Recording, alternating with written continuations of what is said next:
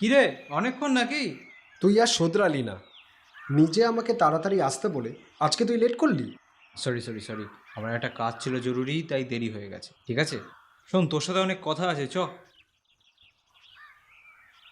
একই অনেক দিন পর দেখা হচ্ছে, তার উপর এত লেট করলে ভালো লাগে? আচ্ছা বাদ দে না, শোন, একটা খুব জরুরি কাজের জন্য তোকে আমি ডাকলাম। তোর কাজের কথা বাদ দে, তুই এখন করছিসটা কি? বদলা নিচ্ছি।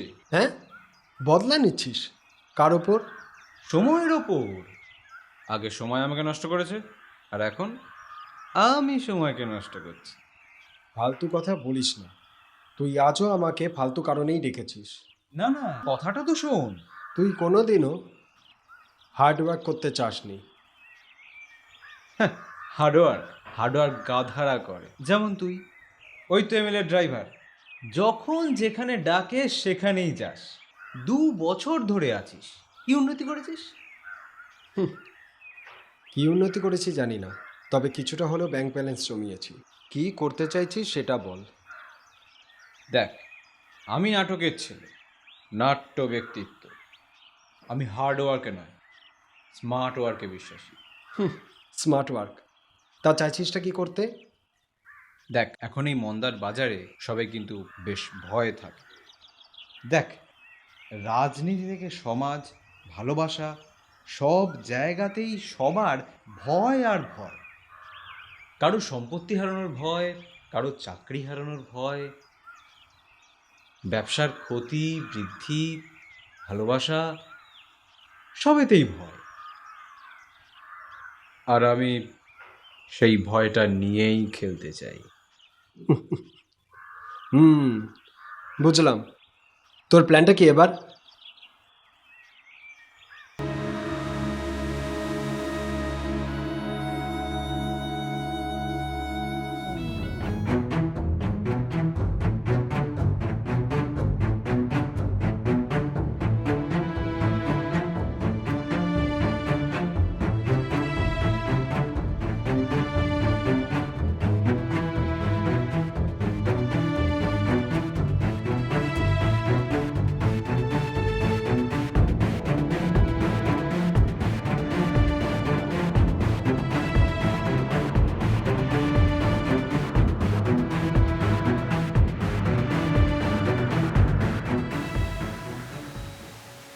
ওম সীতারাদেভ্যৈ নমঃ, ওম সীতারাদেভ্যৈ নমঃ, ওম সীতারাদেভ্যৈ নমঃ। জয় তারা, জয় তারা, জয় তারা, জয় তারা, জয় তারা, জয় তারা।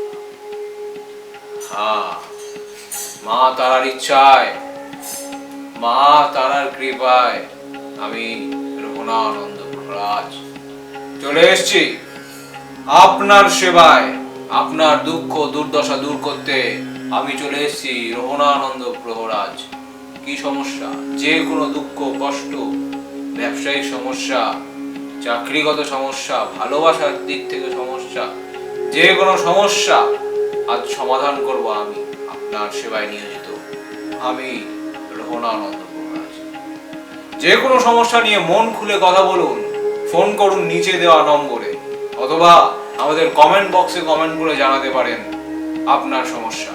আপনার সেবায় সব সময় নিয়োজিত আমি রঘুনানন্দ প্রহরাজ। তা আপনারা কল করুন। দেখি প্রথম কে কল কে করে। হ্যাঁ, বলতে বলতেই কল চলে এসছে। প্রথম কল একজন করেছেন। হ্যাঁ বলুন। বাবা, আমি সৌরভ, অনেক আশা নিয়ে আপনাকে কল করেছি। আয়, তোদের জন্যই তো আমি বাবা রয়েছি। হ্যাঁ, সবার আগে তোর জন্ম সাল, জন্ম তারিখ আর জন্ম সময়টা বলে ফেল দেখি।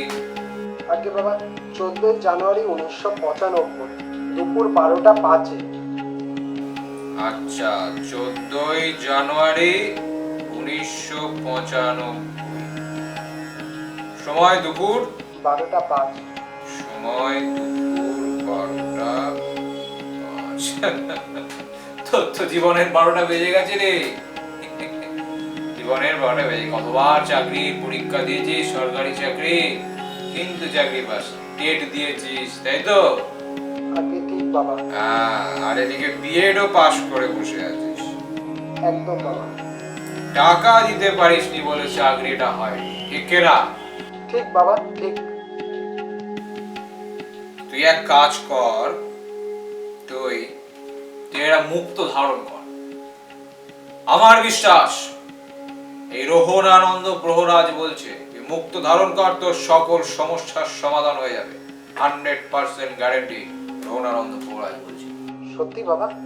একদম সত্যি, 100% সত্যি। তো সরকারি চাকরি না হলেও মোটামুটি 1 বছরের মধ্যে একটা খুব ভালো চাকরি তোর জন্য অপেক্ষা করছে। ঠিক আছে, তো এভাবেই আপনারা আপনাদের সমস্যার কথা আমাকে জানান, সরাসরি ফোন করুন এই নিচে দেওয়া নম্বরে, এবং আপনারা কমেন্ট বক্সে কমেন্ট করতে পারেন। আর এই রোহনানন্দ পাহাড় প্রহরাজ, আমি আপনার সেবায় নিয়োজিত। আমাকে আপনাদের সকলের কাছে ছড়িয়ে দিন। কিভাবে ছড়াবেন? শেয়ার করুন, এই ভিডিওটা শেয়ার করুন, লাইক করুন। আর আপনাদের যাবতীয় সমস্যার সমাধানের জন্য তো আমি আছি। আপনার সমস্যা কমেন্ট বক্সে কমেন্ট করুন। আর আরেকটা বিষয় করতে হবে, সেটা হচ্ছে এই যে চ্যানেলটি, এই চ্যানেলটিকে কিন্তু সাবস্ক্রাইব করতে হবে। এরকম ভালো ভালো ভিডিও পেতে গেলে, এরকম সমস্যার সমাধান পেতে গেলে এই চ্যানেলটি অবশ্যই সাবস্ক্রাইব করতে হবে।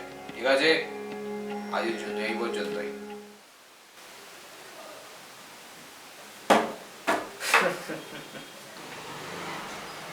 কিরে, আরে আয় আয়, কলটা ঠিকঠাক করেছি তো? একদম ফাটিয়ে দিয়েছিস ভাই, ফাটিয়ে দিয়েছিস। কিরকম তোকে বিএড পাস বানিয়ে দিলাম বল। পরের বার ভাবছি অন্য কিছু ট্রাই করব। কি করবি?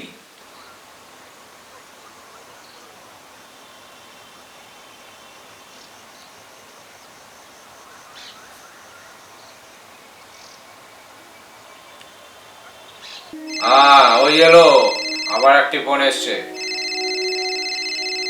হ্যালো, বলুন। বাবা, আমি দিনও বলছিলাম, আসলে ওই আপনি আমাকে যে মন্ত্রটা শিখিয়ে দিয়েছিলেন, সেই মন্ত্রটা প্রতি মঙ্গলবার পূর্বমুখী হয়ে বসে আমি আর আমার নাতনি একসাথে জপ করেছি। আর তারই ফলস্বরূপ যেখানে নাতনির এতদিন বিয়ে হচ্ছিল না, আজকে তার জন্য অনেক ভালো ভালো সম্বন্ধ এসেছে। সবই আপনার কৃপা বাবা। একটু ভুল হয়ে গেল, আমার কোনো কৃপা নয়, সবই তার ইচ্ছা, সবই তার কৃপা। সবই জয় মা তারা, জয় মা তারা, মা তারার কৃপা, বুঝলেন? ঠিক আছে, এভাবেই আমার কথা সকলের কাছে ছড়িয়ে দিন, তার কথা সকলের কাছে ছড়িয়ে দিন। জয় তারা, জয় তারা, জয় তারা, জয় তারা। আপনার যদি এই ভিডিওটা ভালো লাগে তাহলে অবশ্যই শেয়ার করুন, লাইক করুন, কমেন্ট করুন। এভাবেই আমার পাশে থাকুন, এবং আমিও যেভাবে আপনাদের পাশে থাকছি, এরকম ভাবে যেন আপনার পাশে থাকতে পারি, জন্য আমার চ্যানেলটি সাবস্ক্রাইব করুন এবং কমেন্টে আপনার সমস্যার কথা জানাতে পারেন। আর অবশ্যই এই নিচে দেওয়া ফোন নাম্বারে ফোন করে আপনার সমস্যার কথা আমাকে জানান। আমি যথাসাধ্য চেষ্টা করব আপনাদের সমাধান দিতে।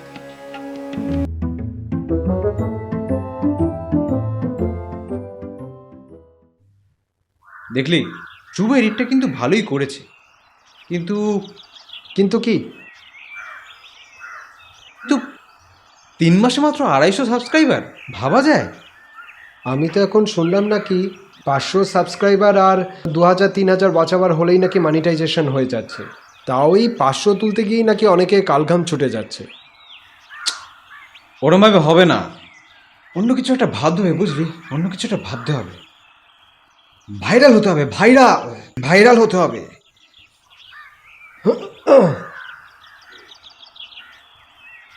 আমাদের অবস্থাটা ভাব, হাতে টাকা নেই, পুরো পৃথিবীর ঝামেলা, ঠিকঠাক একটা চাকরি নেই, ভবিষ্যতের চিন্তা, ওভার থিঙ্কিং, ডিপ্রেশন।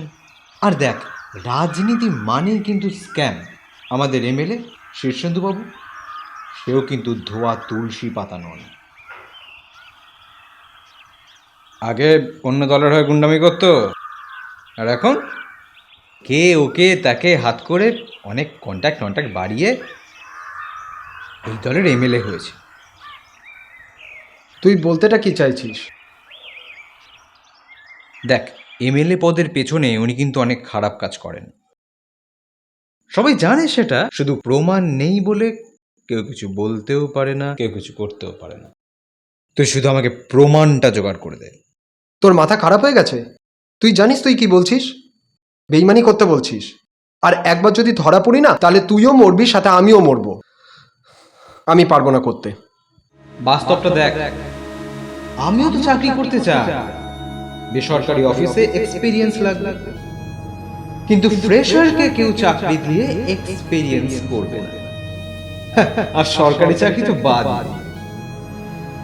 তোর মায়ের ওষুধের জন্য তুই বাজারে কত টাকা ধার করেছিস তুই জানিস?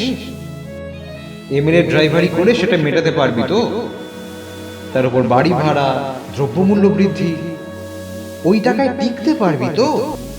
আর শোন, ধরা পড়লে আমি পড়ব, তোর কথা কেউ জানবে না। দেখ, বাকিটা তোর উপর।